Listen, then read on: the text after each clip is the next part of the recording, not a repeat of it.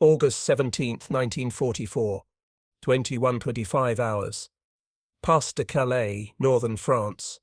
Oberleutnant Klaus Richter watches the 20th V-1 flying bomb of the evening launch from its concrete ramp, the pulse jet engine's distinctive buzzing roar climbing into the darkening sky. For 2 months, his flak regiment 55W has been launching these weapons toward London, sending mechanical vengeance across the English Channel at 400 miles per hour. The Führer promised these Vergeltungswaffe, vengeance weapons, would break British morale, force Churchill to negotiate, turn the tide of war that's been running against Germany since Normandy. Richter believes it. Every night, his crews launch 30 to 40 V. Intelligence reports confirm explosions across London. The British are suffering. Victory is coming. But tonight, something changes. Through his field glasses, Richter tracks the V-1's glowing exhaust across the Channel. The weapon follows its programmed course perfectly. Altitude 2,000 meters. Speed 640 kilometers per hour. Warhead armed. Fuel calculated to cut engine over central London. He's watched hundreds of launches. The trajectory looks correct. The weapon should reach London in approximately 14 minutes. Then over the English coast, the V-1 explodes. Not the characteristic impact explosion when the warhead detonates on target. This is different. A brilliant flash in mid-air, 11 kilometers from the coast, nowhere near London. The debris falls into darkness, splashing harmlessly into the Channel or countryside. What happened? Feldwebel Braun asks, lowering his own binoculars. Did it malfunction? Richter has no answer. V-1s occasionally malfunction. Engine failure, gyroscope problems, fuel miscalculation. But that explosion looked like the warhead detonating, not mechanical failure. And it happened over the coast, exactly where British anti-aircraft defences concentrate. Perhaps flak hit it, Richter suggests, though he's uncertain. British anti-aircraft fire has been largely ineffective against V-1s. The weapons fly too fast, too low, with too little warning for conventional flak to track and engage successfully. Intelligence reports indicate British AA guns destroy perhaps 1 in 4 V-1s that enter their engagement zones. Not good odds, but not catastrophic. 20 minutes later, launch 21. Richter tracks this V-1 across the Channel. Again, as it crosses the English coast, brilliant flash. Mid-air explosion. Debris falling short of London. Launch 22. Same result. Flash. Explosion. Failure. Launch 23. Flash. Launch 24. Flash. By midnight, Richter's battery has launched 37 V-1s. His observers confirm only 11 reached London. 26 exploded over the coastal defence zone, destroyed by something that's suddenly become devastatingly effective. The British have changed something. Their anti-aircraft defences, which struggled for 2 months against V-1s, are now destroying weapons with alarming consistency. Report to headquarters, Richter orders Braun. Something has changed in British air defence. Our weapons are being destroyed before reaching targets. Request intelligence assessment. The next 3 nights confirm the pattern. Richter's regiment launches 214 V-1s toward London. Only 63 reach the city. The others explode over the coast, destroyed by British anti-aircraft fire that's suddenly impossibly effective. The success rate has collapsed from approximately 75% to less than 30%. Something fundamental has changed in British defensive capability. August 21st brings intelligence report. Richter reads it twice, struggling to understand the implications. British anti-aircraft batteries have deployed new fuses in their shells. Not time fuses, which detonate at preset intervals. Not contact fuses, which require direct hits. Something called proximity fuses. Shells that explode automatically when passing near targets, without requiring precise aiming or direct impact. The technology seems impossible. How can a shell know when it's near a target? How can it detonate itself at exactly the right moment? But the results are undeniable. British AA batteries equipped with these new fuses are destroying V-1s at rates exceeding 75%, weapons that previously crossed the coast, with minimal opposition, now explode systematically, destroyed by shells that don't require direct hits to be effective. How do we counter this? Braun asks, reading over Richter's shoulder. Richter has no answer. The V-1 flies at fixed altitude, follows predictable trajectory, maintains constant speed. It's designed to be simple, cheap, mass-produced, not to evade sophisticated defenses. Against conventional flak requiring direct hits or precise timing, the V-1's speed and small size provided adequate protection. But against weapons that explode automatically when merely passing nearby, the V-1's predictable flight path becomes fatal vulnerability. We can't, Richter says quietly. The V-1 wasn't designed to evade this kind of defense. We launched them toward London. If British gunners can position their batteries correctly and these proximity fuses work as reported, they'll destroy most of our weapons before they reach targets. He thinks about propaganda he's heard, promises that V-1s would devastate London, break British morale, change the war's trajectory. But if British defences can destroy 75% of incoming weapons, the campaign becomes war of attrition that Germany, already losing on every front, cannot win. The V-1 offensive depends on overwhelming British defences through sheer numbers, but German industry produces approximately 3,000 V-1s monthly. If British defences destroy 3 out of 4, only 750 reach London. Not enough. Not nearly enough. Outside, another V-1 launches its pulse jet engine, creating the distinctive buzz that gives the weapon its British nickname Buzz Bomb. Richter doesn't bother watching its trajectory. He knows what will happen. The weapon will cross the channel, approach the British coast, enter the engagement zone where anti-aircraft batteries wait with their impossible new fuses, and explode in mid-air short of London. Another entry in the lengthening list of weapons destroyed by technology German intelligence never anticipated. The vengeance weapon that was supposed to change everything has encountered something it cannot overcome. Not superior numbers, not better pilots, not tactical brilliance, just American technology, deployed in British guns, solving the interception problem that conventional fuses couldn't address. And Richter, launching weapons that increasingly fail to reach their targets, understands that promises of vengeance and victory are crumbling against reality of Allied technological superiority that extends even to artillery shells. German military planning for the V-1 campaign in 1944 rests on assumptions forged through years of aerial warfare experience. The Luftwaffe studied British air defences extensively during the Blitz of 1940–1941, analysing anti-aircraft effectiveness, fighter interception capabilities, civilian response to sustained bombing. The conclusions shaped V-1 development: create weapons that exploit British defensive weaknesses while avoiding their strength. The V-1 Fuzes V-1 addresses these calculations precisely. It flies at 400 miles per hour, faster than most British fighters at low altitude, fast enough to complicate interception. It operates at 2,000–3,000 feet, low enough to duck under some radar coverage, high enough to avoid most ground-based obstacles. Its small wingspan of 5.3 meters making it difficult target for visual tracking. Most importantly, it's unmanned, eliminating the human cost that's depleting Luftwaffe pilot reserves. German planners study British anti-aircraft defences and find encouraging vulnerabilities. British AA guns in 1943–1944 rely on 2 fuse types for shells. Time fuses detonate at preset intervals after firing, requiring gunners to calculate exactly when the shell will reach target altitude. Contact fuses detonate only on direct impact with target. Both methods struggle against fast-moving, small targets like V-1s. The mathematics work in Germany's favour.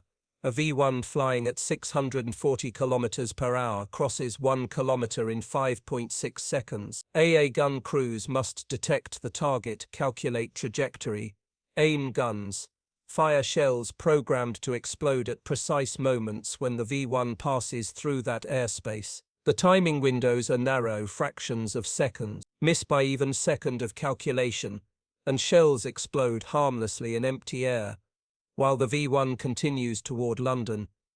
Intelligence reports from early V-1 launches in June 1944 confirm these assumptions. British AA defences destroy approximately 24% of V-1s entering their engagement zones. Painful, but acceptable.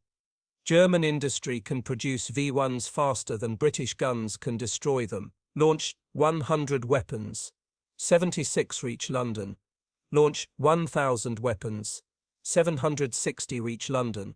Launch 10,000 weapons. 700 reach London carrying 850 kilogram warheads into British cities. The campaign's logic seems sound. Britain cannot shoot down enough V-1s to prevent devastating cumulative damage. RAF fighters can intercept some weapons, but fighter pilots must spot small, fast targets flying at low altitude, position themselves correctly and shoot down reinforced flying bombs before they reach London. Difficult, dangerous work that costs British aircraft and pilots. Barrage balloons protect some areas, but V-1s can fly around or over them. The only truly effective counter would be destroying launch sites, but V-1 ramps are small, camouflaged, quickly repaired or replaced. German propaganda amplifies these calculations. The Vergeltungswaffe will break British morale. London will burn. Churchill will negotiate. The Allied advance from Normandy will stall as British public demands their government prioritise homeland defence over continental offence. It's psychological warfare supported by industrial production. 3,000 V-1s monthly, each carrying destruction toward British cities.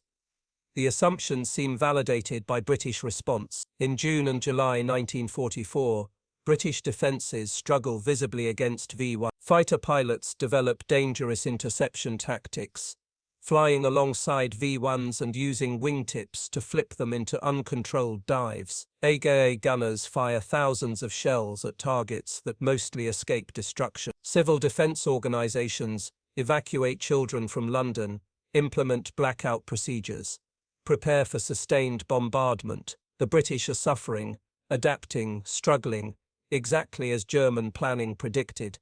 What German intelligence misses entirely is American proximity fuse development. The variable time VT fuse, officially the Mk-53 fuse for anti-aircraft use, has been operational since 1943, used extensively in the Pacific against Japanese aircraft, but its employment in Europe was restricted. American and British commanders feared that firing proximity-fused shells over land might allow Germany to recover intact fuses, reverse-engineer the technology, and deploy it against Allied bombers. This restriction created intelligence blind spots. German technical intelligence officers studied captured American and British weapons meticulously. They examined artillery shells, analyzed fuse mechanisms, documented every technological advancement they could identify, but proximity fuses remained absent from their reports because British forces in Europe weren't using them against German aircraft. The technology existed, was proven effective in Pacific combat, but remained invisible to German intelligence until British desperation forced its deployment. The V-1 campaign creates that desperation. By August 1944, approximately 6,000 V-1s have been launched against Britain. The weapons kill 5,500 civilians, injure 16,000 more, damage hundreds of thousands of buildings. British public morale strains. Under sustained bombardment, Churchill demands better defences. Military commanders recognise that conventional Day-A methods cannot stop enough V-1s to prevent catastrophic cumulative damage. The decision comes from highest levels. Deploy proximity fuses in AA guns defending against V-1s. The risk of German recovery and reverse engineering is real, but the alternative, allowing V-1 bombardment to continue at current effectiveness, is worse. British AA command receives authorization to use American proximity fuses against V-1s over England, accepting that some shells will fall intact on British soil where German agents might theoretically recover them. German planners never anticipated this decision. Their intelligence assessments of British AA capabilities were based on conventional fuses. They calculated that British gunners would struggle to achieve direct hits or precise timing against fast, small targets. These calculations were correct for conventional fuses, but proximity fuses changed the fundamental equation. Shells no longer need direct hits. They no longer require split-second timing. They simply need to pass within lethal radius of the target, and electronics detonate them automatically. The technology gap isn't just about one weapon system. It represents different approaches to warfare industrialization. German engineers produced brilliant weapons, V-1s, V-2 rockets, jet aircraft, advanced tanks, but American industry produced solutions to operational problems at scale. Proximity fuses cost approximately $18. Expensive, but American factories produced them by millions. The United States manufactured 22 million VT fuses during the war, enough to equip artillery shells, anti-aircraft shells, even some naval weapons. German intelligence officers studying British AA effectiveness in late July 1944 cannot identify why performance suddenly improves. Reports indicate British batteries destroying more V-1s, but the mechanism remains unclear. Are British gunners better trained? Are new targeting radars deployed? Are different shell types being used? The answers exist in American electronics laboratories and British AA command decisions. But German intelligence cannot penetrate the secrecy surrounding proximity fuse deployment. The VT fuse, variable time fuse, officially designated Mech 53 for anti-aircraft use, emerges from American research beginning in 1940. Scientists at the National Defense Research Committee, led by Merle Tuve at Johns Hopkins University's Applied Physics Laboratory, develop a miniature radio transmitter receiver that fits inside an artillery shell. The device transmits radio waves continuously. When the shell approaches a target, reflected waves return to the receiver. When reflected signal strength reaches predetermined threshold, indicating proximity to target, the fuse triggers detonation. The engineering challenges are extraordinary. The fuse must survive acceleration forces of 20,000 G when fired from anti-aircraft guns. It must operate reliably despite extreme temperatures, vibrations, and electromagnetic interference. It must arm itself only after leaving the gun barrel to prevent premature detonation. It must function with vacuum tubes, small enough to fit inside a 5-inch shell casing, and it must cost little enough for mass production. The final design uses 4 miniature vacuum tubes, costs $18 per unit, and proves reliable enough for combat deployment. Production begins in 1942. By 1943, VT fuses are deployed extensively in the Pacific Theater, used by Navy anti-aircraft gunners defending ships against Japanese kamikaze attacks. The results are dramatic. Hit rates against aircraft increase from approximately 4% with conventional fuses to 50 to 70% with proximity fuses. A single proximity-fused shell exploding within 75 feet of aircraft produces enough shrapnel to destroy or critically damage the target. American gunners no longer need direct hits or perfect timing. They simply need shells passing reasonably close to targets. European deployment faces restrictions due to security concerns. If Germany recovers intact VT fuses, their scientists might reverse engineer the technology and deploy it against Allied bombers over Germany. The Mech 53 fuse contains advanced electronics, miniaturized components, and design principles that could accelerate German proximity fuse development. Allied commanders restrict European VT fuse use to naval engagements over water, where failed shells sink rather than falling on land where German agents might recover them. The V-1 campaign changes this calculation.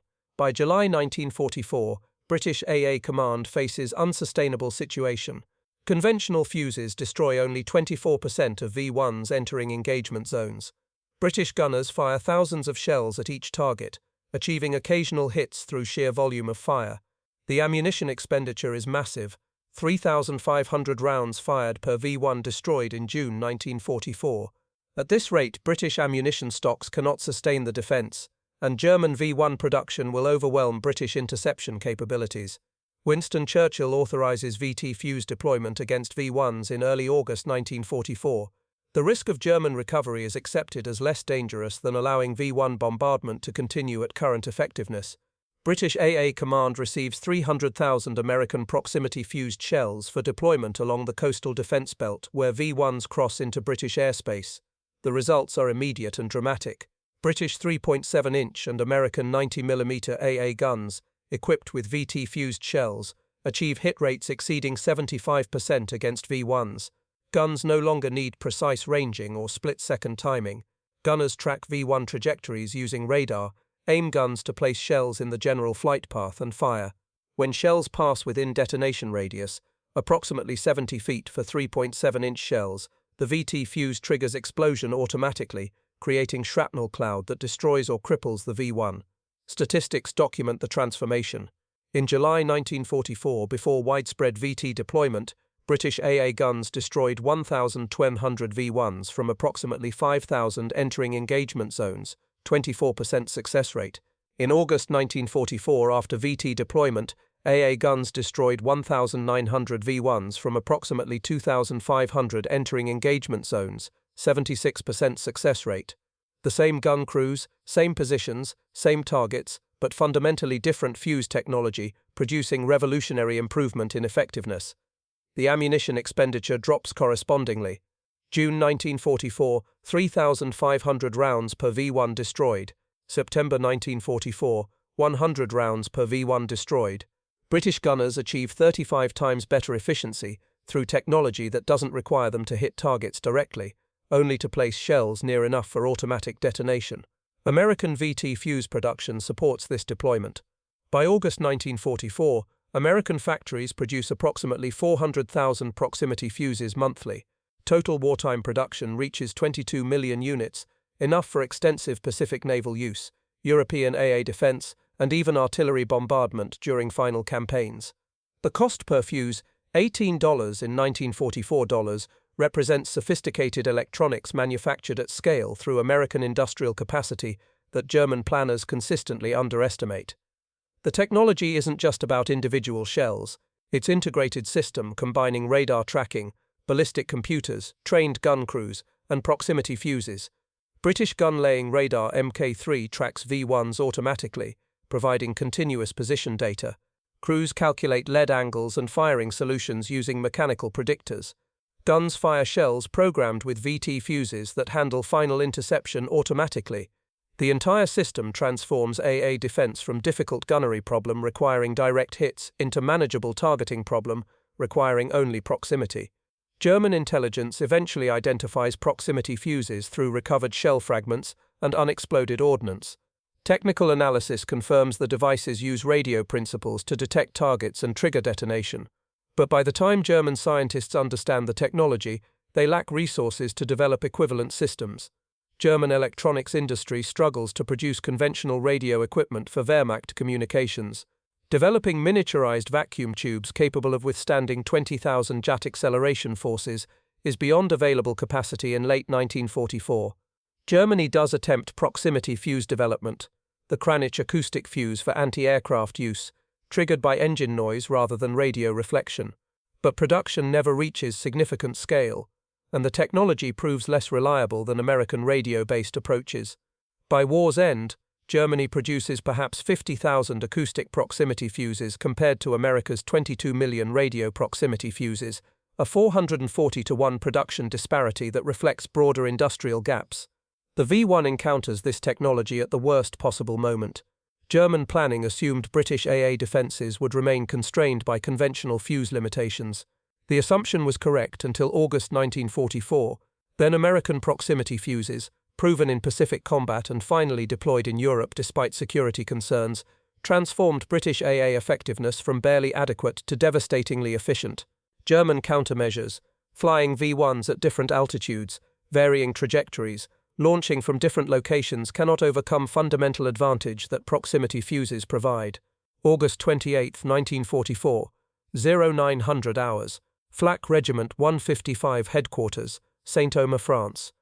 Oberleutnant Werner Hoffmann reads the compiled launch reports with growing alarm. His regiment controls 12 launch batteries across Pas de Calais, firing approximately 150 Vol-1s daily toward London. The August statistics tell catastrophic story. In the campaign's first 2 months, June and July, approximately 70% of V-1s reached London.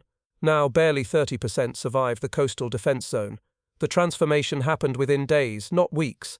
Something fundamental changed in British defensive capability, and German countermeasures prove ineffective.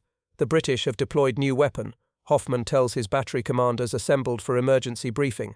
Intelligence confirms they're using proximity fuses, shells that detonate automatically when passing near targets. Our V-1s fly predictable trajectories at constant altitude.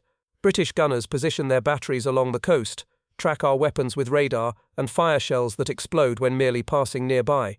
Direct hits are no longer necessary. The V-1's speed and size provide no protection against this technology. Major Kraus, commanding the northern batteries, asks the obvious question: can we modify launch trajectories, vary altitudes, approach from different angles? Hoffmann has considered every option. The V-1 flies at fixed altitude determined by its gyroscope. We cannot program variable flight paths. The pulse jet engine operates efficiently only within narrow altitude range. Flying lower risks ground collision and reduces range. Flying higher makes the weapon more visible to radar and increases flight time, allowing more interception opportunities.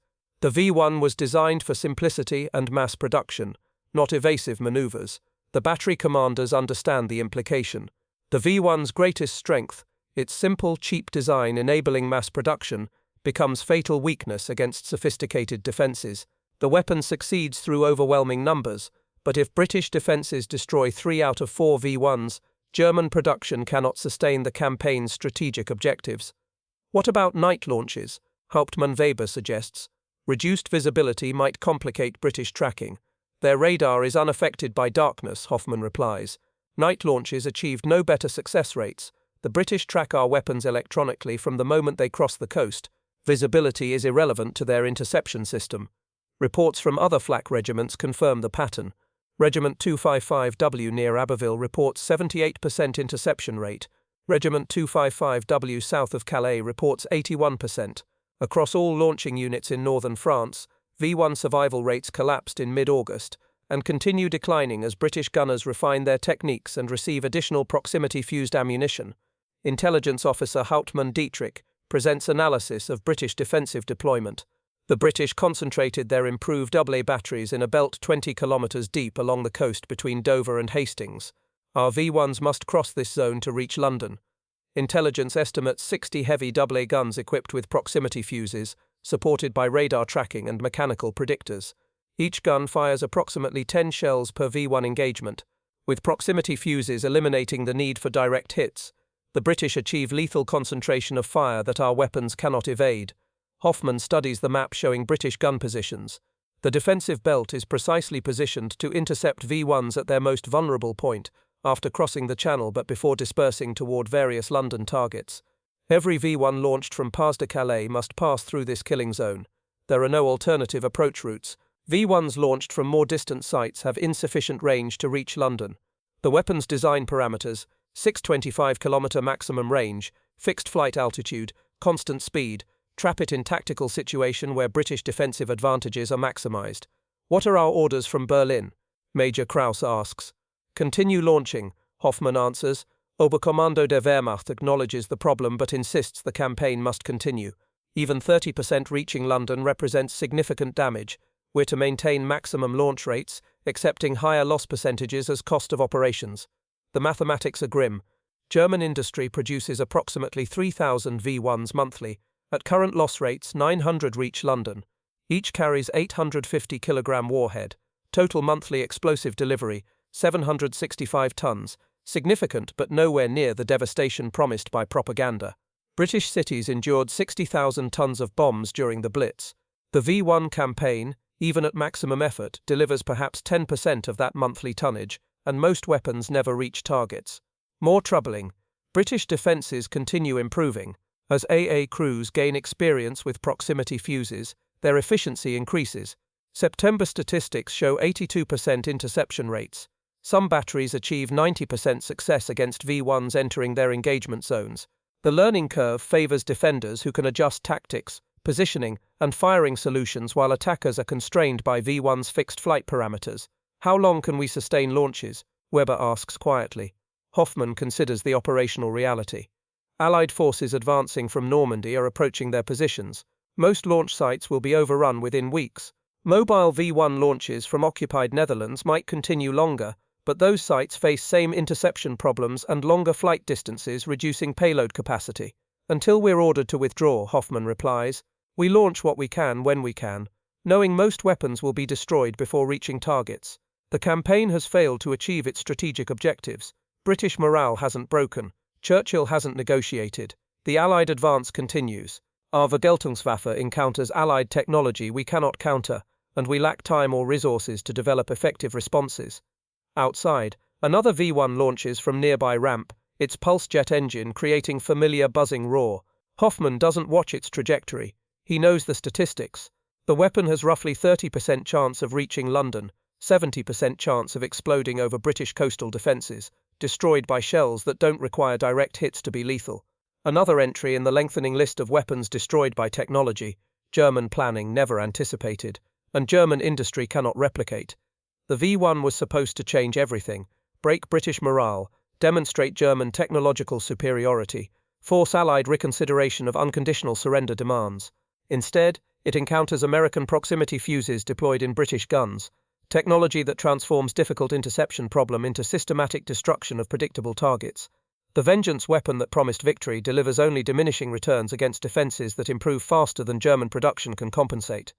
The proximity fuse impact on V-1 effectiveness extends beyond immediate tactical results to strategic calculations affecting Germany's final months. The weapon that was supposed to terrorize London into negotiation instead demonstrates Allied technological superiority in unexpected domain, not fighter aircraft or heavy bombers, but artillery fuses incorporating miniaturized electronics that German industry cannot replicate at scale. British civil defense statistics document the transformation.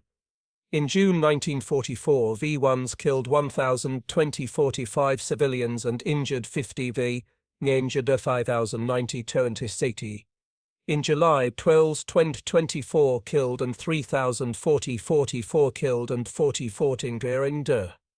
Despite Germany maintaining high launch rates, September casualties dropped further, 1,005 killed, 1,032 injured. The weapons still cause suffering, but at declining rates as British defences systematically destroyed larger percentages before they reached populated areas.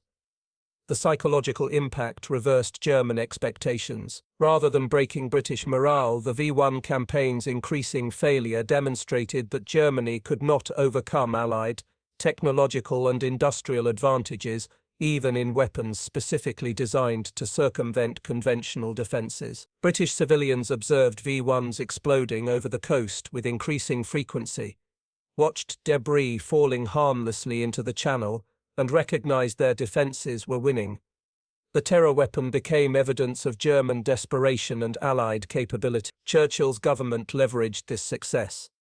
Public announcements credited improved anti-aircraft defences without specifying proximity fuse technology, maintaining security while reassuring population that effective countermeasures existed. The message resonated because citizens could observe results directly. V-1s that previously penetrated to central London now exploded over coastal areas. The threat diminished visibly as summer progressed. German strategic planning for the V-weapon campaign had assumed British defences would remain constrained by conventional technology. Intelligence correctly identified British AA gun capabilities, radar systems, and fighter interception methods as of early, but intelligence failed to anticipate American proximity fuse deployment. Technology that existed was proven effective in Pacific combat, but remained invisible in European theatre until British desperation forced its use despite security concerns. This intelligence failure reflects broader German weakness in assessing Allied technological development. German planners knew American industrial capacity exceeded their own by vast margins. They understood Americans produced more tanks, aircraft, ships, and ammunition than Germany could match. But they consistently underestimated American ability to develop and deploy novel technologies at scale. Proximity fuses represented this gap perfectly. Sophisticated electronics miniaturized for artillery use, manufactured by millions, distributed widely enough to transform defensive capabilities across entire theater. The V-1 campaign consumed resources Germany desperately needed elsewhere. Approximately 30,000 V-1s were produced during the war at cost of 50,000 Reichsmarks each, roughly $12,500 in 1944 dollars. Total program cost exceeded 1.5 billion Reichsmarks, enough to produce thousands of conventional aircraft or tanks. The resources, steel, electronics, explosives, skilled labor went into weapons that increasingly failed to reach targets, destroyed by defenses they couldn't evade or overcome. More critically, the V-1 program diverted technical personnel and industrial capacity from potentially more effective weapons. German engineers designed brilliant jet aircraft, advanced submarines, sophisticated tanks, but resources allocated to V-weapons reduced availability for these systems. The Me-26-2 jet fighter entered service in limited numbers, partly because factories were producing V-1 pulse jet engines. Advanced U-boats faced delays because electronics production prioritized V-weapon guidance systems. The strategic trade-off, vengeance weapons versus conventional forces improvement, proved catastrophic when vengeance weapons failed to achieve promised results. Allied proximity fuse deployment against V-1s also validated the technology for broader use. By September 1944, American and British forces began using proximity-fused artillery shells for ground support in Europe, accepting that German recovery of intact fuses was inevitable, but less important than operational advantages the technology provided. Artillery bombardments became more effective against area targets, aircraft, and dispersed enemy forces. The technology proved decisive in the Battle of the Bulge in December 1944, where American artillery equipped with proximity fuses devastated German infantry and armor in open terrain. The V-1's failure influenced German development of the V-2 ballistic missile. Unlike the V-1's slow, predictable flight, the V-2 traveled too fast for interception by 1944 technology, reaching speeds exceeding 3,500 miles per hour during descent. But V-2 production was even more resource-intensive than V-1, cost roughly 10 times more per unit, and carried similar-sized warhead. Germany produced approximately 3,000 V-2s compared to 30,000 V-1s, delivering less total explosive tonnage at vastly higher cost. Neither weapon achieved strategic objectives, but V-2 development consumed resources desperately needed for conventional forces as Allied armies approached German borders.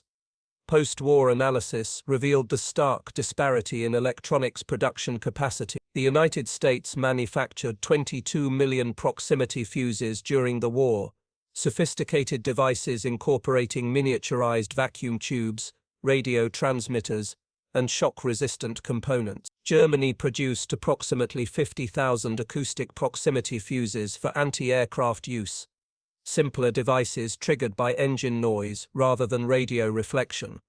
The 440-to-1 production ratio reflected fundamentally different industrial capabilities and strategic priorities. The proximity fuse's success against V-1s also influenced post-war missile defense thinking.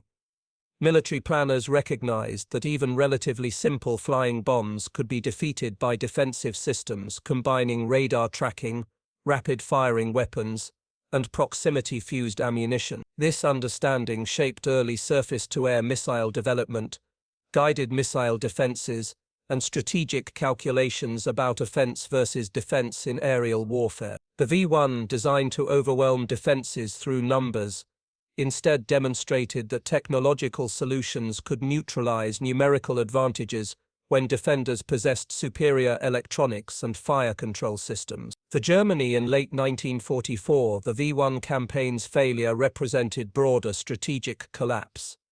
The weapons that were supposed to terrorize Britain into negotiation instead demonstrated that Allied technological and industrial superiority extended even to defensive systems. German propaganda promised vengeance and victory.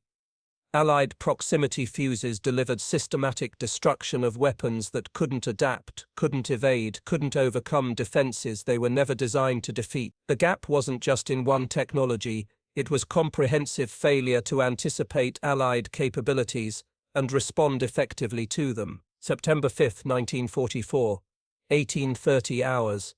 Abandoned V-1 launch site near Abbeville, France. Oberleutnant Klaus Richter walks through the empty launch facility one final time before Allied forces arrive. His regiment withdrew yesterday, retreating eastward ahead of British and Canadian armies advancing from Normandy. The concrete launch ramp remains intact, angled toward England, pointing at targets it will never strike again. Scattered equipment litters the site, damaged pulse jet engines, empty fuel drums, fragments of V-1 airframes destroyed in preparation accidents, the detritus of a campaign that promised everything and delivered diminishing returns. He thinks about the numbers. His battery launched 80 further V-1s between June and September. Intelligence reports confirm 251 reached London, 29% success rate. The other 96 were destroyed, shot down by fighters, exploded by anti-aircraft fire, crashed due to mechanical failures, or fell victim to barrage balloons. Most died over the British coastal defence belt, destroyed by shells that didn't require direct hits to be lethal, eliminated by technology his commanders never anticipated and his forces couldn't counter. A British Spitfire passes overhead, low and slow, pilot observing the abandoned site. Richter doesn't take cover. The war has moved beyond this place. The V-1 campaign is finished, not because Germany ran out of weapons, but because launch sites in France and Belgium are overrun, because remaining sites in Netherlands face longer flight distances that reduce effectiveness, because British defences improved faster than German production could compensate. He remembers the promises, Vergeltungswaffe, vengeance weapons, that would break British morale, force Churchill to negotiate, demonstrate German technological superiority. The propaganda films showing V-1s launching toward England, promising devastation and victory. The assurances that British defences couldn't stop enough weapons to prevent strategic impact. All of it collapsed against reality of American proximity fuses deployed in British guns, technology that transformed interception from difficult gunnery problem into systematic destruction of predictable targets. The V-1 itself was brilliant engineering achievement. Simple, mass-producible weapon that flew 400 miles per hour carrying 850 kilograms of explosives. German designers solved complex problems of pulse jet propulsion, gyroscopic guidance and automated fuel cutoff with elegant simplicity. But brilliance in weapon design couldn't overcome defensive technology that eliminated the need for direct hits. The V-1's predictable flight path, its greatest advantage for mass production and simple operation, became fatal vulnerability against shells that exploded automatically when passing nearby. Richter picks up a fragment of V-1 tail fin, feeling the lightweight metal stamped with manufacturer's markings. Thousands of workers produce these weapons in underground factories, laboring under impossible conditions to build weapons that increasingly fail to reach targets. The human cost, forced laborers dying in Mittelwerk tunnels, German technicians killed in preparation accidents, French civilians caught in misdirected impacts, purchased diminishing strategic returns as British defences systematically improved. The sun sets over the channel, light fading over water that 906 of his V-1s never crossed successfully. Each weapon represented resources Germany couldn't afford to waste: steel, explosives, electronics, skilled labor, transportation capacity. Each failed launch was investment that produced no return, effort that achieved no objective, promise that delivered no victory. The campaign consumed what Germany couldn't spare while demonstrating that Allied technological advantages extended beyond obvious domains like aircraft production or tank manufacturing to sophisticated electronics deployed in artillery shells. He thinks about the proximity fuse itself. American technology, miniaturized vacuum tubes and radio transmitters that survived 20,000 G acceleration forces and operated reliably enough to transform anti-aircraft effectiveness. German intelligence eventually identified the technology through recovered shell fragments, but understanding came too late. Even if German industry could replicate the design, there were no resources, no time, no industrial capacity to produce millions of proximity fuses while fighting on multiple fronts against enemies whose production capacity exceeded Germany's by orders of magnitude. The V-1 campaign didn't fail because German soldiers lacked courage or German engineers lacked skill. It failed because it encountered Allied technological and industrial superiority that German planning never adequately assessed.